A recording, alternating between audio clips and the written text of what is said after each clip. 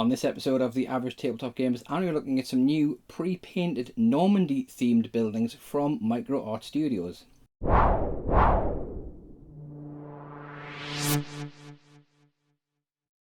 Hello, it's Sven here, and as I said there in the intro, today I've got some pre-painted MDF terrain from Micro Art Studios, and this time it's from their new Normandy World War II range. So if you've followed the channel or you've seen any of our stuff before, you know that we've quite often reviewed some bits and bobs from Micro Art Studio, including a little while ago we reviewed some of their pre-painted futuristic terrain which was designed for Infinity. So recently they have expanded their range of pre-painted MDF to include World War II scenarios, and they have released a range of buildings set in Normandy. Now Micro Art Studio have gratefully sent me some of these to have a look at. So I've got 3 buildings here which we're going to look at today. So we've got the Normandy petrol station. So this is a garage with petrol station attached. So it's a 28mm precision MDF or HDF, I think it is, pre-painted. We've got a smaller one, the large brick shed. So again, World War II, large brick shed, Normandy style. And we've got townhouse number 2. So this is a 2-story large townhouse, and again all laser cut HDF, and as I say, the added benefit of these being pre-painted. So I'll quickly whip one of these open now so we can have a look at what it looks like out the packet, and then we'll get it into build. So I've opened up the townhouse 2 because that's the biggest of the buildings. So you can see here we've got nice colour sheet at the front, and as we've seen before in Micro Art Studio, we've got nice full colour instruction guide, and we've got our HDF pieces, and we've even got some clear window panels, which is rather nice. Now these are pre-painted, and you'll notice all of these here have got this backing on, or this protective sheet on the front of them. So this is like a white sticky paper. It just peels off, so just be careful when you're peeling it off. I found a pair of like plastic tweezers. It was very easy just to like kind of get a corner and then peel it, and then you can just kind of rub it and it'll come off to reveal the painted side below. So what I normally do is I normally pop it all off the actual frames, and then I peel, just because otherwise you're going to be wasting time trying to peel that off. So it looks like here we've got quite a bit of, quite a few sections. We've even got some ruined sections. So it looks like on the inside, on the ground floor, there's ruined wall sections. So when you take away the top sections, you're actually left with a ruined section. So if the building gets destroyed, you can represent it on the table as a destroyed building. So you can see there as well, there's a bit of extra on there's a picture on the front. So yeah, it looks like what we've seen before with the pre-painted Micro Art Studio HDF. So all well scored, and I say that protective paper, you'll see the detail more when you take that off. So I'm going to take these 3, I'm going to get them put together. I'm not going to film me putting together because you've seen me build these on camera before. If you want to go back and watch the previous pre-painted MDF or HDF buildings I did from Micro Art Studio, which was the Kokyo buildings, there's one of those where I do the build along in the video, so you'll see the process of building. To my experience, these Micro Art Studio buildings are really easy to put together. Essentially, I used a flat file, like a small flat file, and some regular wood glue. I think I used Gorilla wood glue because of what I had to hand, and something just to spread that glue. And these buildings go together, no bother at all. So I'll go away, I'll put these together, and when you next see them, they'll be fully built and tabletop ready without any need for priming or painting. So we'll see you very soon when I've got that completed. Right, I'm back. I've built all 3 of the buildings from Micro Art Studios. As I said before, you've seen me build these type of buildings before on camera before with the Infinity Kokyo 3 marketplace and things like that. So I didn't feel a need to show them, and I just did them when I was sitting in front of the TV, just making these up. So, as I've said before with these buildings, super easy to build. In fact, I used a flat file, and I used some wood glue and a bit of a spreader, and that's literally all I used.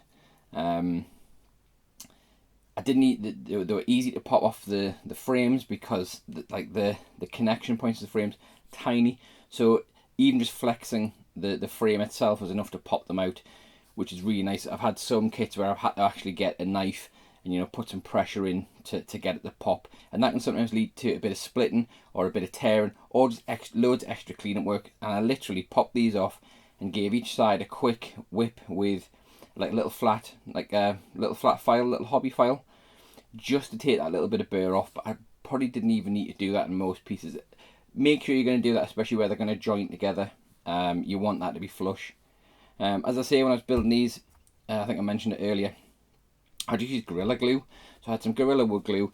Now, obviously, Gorilla Glue is very good on MDF and HDF because, it soaks in a bit. With these being pre-printed, I wasn't sure if that was going to be the case, but it seems to have held fine, because a lot of time where you got a joint, there'll be like a raw side as well as the pre-printed side.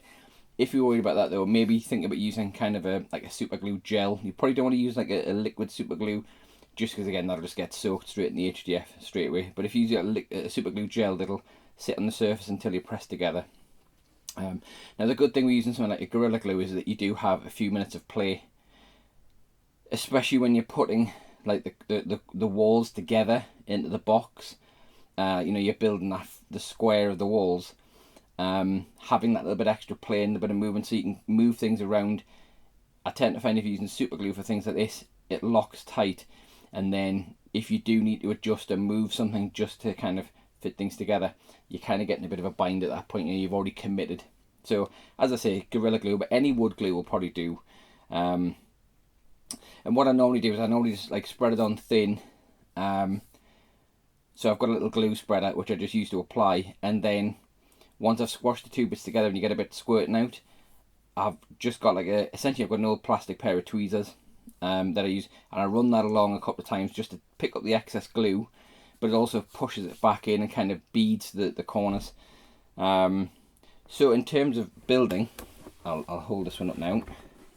So this one, which is the bigger building, this is the Townhouse 2, which you can see, it's 2 stories, but there is roof access, and I'll kind of go through the kit a bit more in a minute with the other camera. So this took me about an hour and a half to build. Now as I say, this was the first one I've built, so I was kind of getting used to the instructions. I was really taking my time with it, and I was sitting in front of the TV, so I was probably distracted a bit at the time. But it took me about an hour and a half, and that was taking my time. Once I'd built this one and I got the hang of things like the windows, the other two I built. So I built the garage, so I built that one in about an hour fully through, and I built the little shed, that one, the little brick shed, I built that in about 25 minutes. And that wasn't me rushing to try and speed build them, that was just once I got in the flow. So when I say about the windows, so I'll show you. So here's one of the doors for the big garage, and all the windows, and so this is a touch I really liked, all the windows were separate window panels, so separate window frames, and then they had pre-cut pieces of perspex, like see-through plastic really, to fit onto them. So a lot of companies, when they sell you these, you'll have the window frames and essentially what you're expected to do is go and get some, some blister pack material. So something like some blister pack from, like here what these Army Painted Tufts came in. Get some plastic, like the thin plastic, and cut your own windows and put them in. These were pre-cut and they fit the windows. So what I found the best way to do this was I took all the windows out first, took all the window frames off the sprue first, glued up all of the like the window panes, the plastic window panes, onto the frames. Did all that first, set those off to one side to dry. Then when I was building and I got to the part where I needed the window, it meant it was easier to push through without it kind of separating, without it sliding. I wasn't even that bothered about getting glue on the windows because I'm using like a PVA glue, because I'm using, like I say, Gorilla Glue, as I say. I'm not that bothered that there's a bit of glue got onto the window panes, because it just makes it look a little bit old, a little bit dirty. I think I did a couple of them on the townhouse using super glue, but essentially it just became really fiddly. And I just decided at that point to use the Gorilla Glue because it was adhering to everything just well enough. So I really like that touch of the windows though, because as I say, a lot of companies don't go that far with the windows for the buildings. They'll just give you the MDF or the HDF. They won't give you like a plastic. And the fact that these are pre-cut to fit was absolutely spot on for me. So as I say, there was no real surprises building any of these. Everything went together nice and smoothly. Just make sure you pay attention to the instructions, because there's a few bits where there's pieces that look similar, and it's working out the orientations and getting it down. But as I say, once I built that first one, I got in the swing of it. The other two were a doddle. So let's have an actual look at the buildings proper. Okay, so we'll start with the Townhouse 2. So as I said earlier, so it is a 2-story building. However, as usual, you've got the roof, the removable roof. So this is a nice detail. The interiors are actually pre-painted as well. So you've got their floor detail, which instantly just brightens it. Again, table ready instantly. We can take that off. We've got the first floor including stair detail, I say, interior wallpaper, and we've got the windows, which look really nice. And then we've got the ground floor. So there's also this little porchway, and again you can detach the roof for that just to make it easier to get in.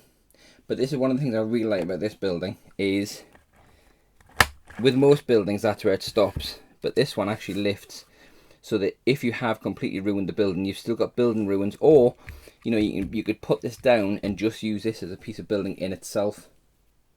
So as I say, this one, the detail is fantastic.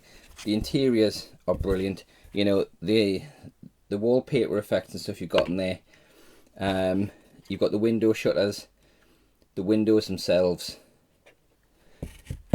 all absolutely brilliant. Okay, so moving on to the next building, which is the automobile garage. So again, this one here, you've got the removable roof, and you've got a second section that you can also remove the roof on. Again, brilliant interior details. So we've got muddy tyre tracks in there, or oily tyre tracks. We've got oil patches. We've got interior doors. We've got the brickwork interior, and they even provide an extra little shed which you can put inside if you want to give it a bit extra difference in the space, or you know, wherever you want that to be. So you can see there, you know, you've got some extra options in terms of how you add some bits in. The doors are also fully detailed, and they're hinged. Now, I haven't decided how I was going to do the doors, so I've left them off. But they can just pop on, and they're a tight enough fit that you can sit them open. Now, what's really nice about this is, and there's pictures on the website that show this, but they've designed this to fit, so you can fit like a bolt action 28mm tank inside this building. So you could have, you know, you can drive vehicles through it, and it's the right size to get that through. So this one doesn't have the ruined floor like the townhouse. However, it's a single-story building, so I think it's nice enough as it is, and it's got extra options. It does also come with a nice little pair of gas pumps, which I might base up into their own little pieces, just so they're not as like a wobbly on the tabletop. And lastly, we have the brick shed. So this is the large brick shed. Again, single-story building. Roof comes off. We've got that interior detail, and again, same as the other one, we've got a pair of doors. Now, what was nice with this one is it did come with a pair of these that were brick textured. So that was probably so you can basically put that in and brick that wall up and just have it as that small door. Again, lovely little building for use. Nice detail on the roofs. All the pre-painted detail is amazing. So we've had a quick look at the buildings themselves. Right, what do I actually think of these? So bearing in mind I got these and essentially within a day I was able to have these built, and on the tabletop, in fact, we used these the day after I got them, in a game of 0 to 100 hours. That for me is worth every penny, because I have got so many other buildings. So for example, this one here is one of the Sarissa Precision buildings, which are sat unpainted because it's quite a bit of effort to paint an MDF building that and actually do it justice for the tabletop. So getting these and having them on the table, you know, technically within a couple of hours of buying them, is amazing.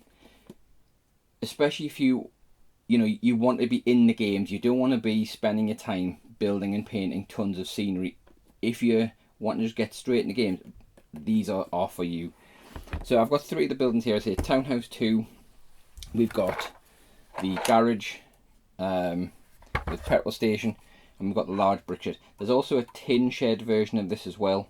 So if you don't want a brick shed, you can get a tin shed.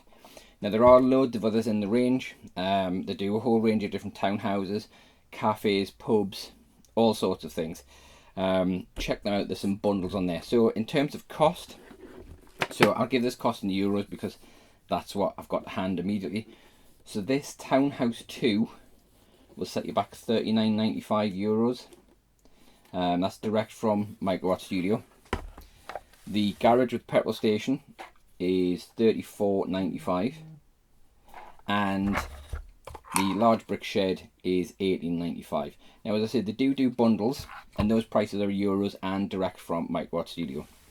They do bundles, so they've got various different bundles you can get. Like they do if you want an entire Normandy town to fill your table, they'll do a bundle for that.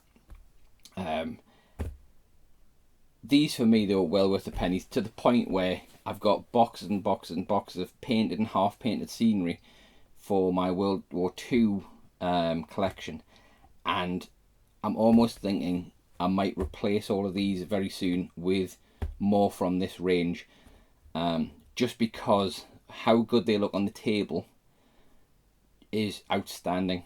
So I'm going to look at that. It's not going to be something I'm going to do straight away, but essentially over the next however many months, years, I'm going to be gradually replacing buildings or adding, if ever I'm adding to my collection now, I'm going to be adding it from this range because it's just so easy and they look so good. So a big double thumbs up from me. Amazing work from Micro Art Studio, you know, to start this World War II Normandy range. Can't wait to see what else they do in the World War II scope. You know, if they do any Atlantic wall bunkers, anything like that. So they've also got loads of accessories to go with these, like walls and fences and stuff. So check those out. I'll put the links to these 3 buildings specifically below. I'll also put the links to the Micro Art Studio store below, so you can go and check these out and get your own. But if you're a World War II gamer, so bolt action, you know, 0 to 100, any of those type of games, even other games like 7TV, if you want some nice fill for your table without the effort of painting it all and making it look nice, then these are for you. So, as I say, heartily recommend. Links are below. Also, while you're here, if you do like this video, if you like what we're doing here, if you want to see more, please hit the like, the share, the subscribe, hit the little notification bell so that you're aware whenever we post any more videos to the channel. So we'll get these on the table, we'll get some games played of bolt action, probably get some games of 0 to 100 filmed for the channel very soon, where we'll be using some of these buildings in those scenarios. So keep an eye on the channel, keep an eye on our other social medias, so follow us on Twitter and Instagram. Make sure you follow us on Facebook and join the Average Tabletop Gamer support group, where you can go and chat with other hobbyists about your particular area of the hobby, what you like doing, show your stuff off, comment on other people's stuff. If you want to leave some comments below about what you want to say in the channel, if you want to say any other stuff from Micro Art Studio, let me know and I can see what I can do. But until the next time, we will see you very soon. Ta-ra!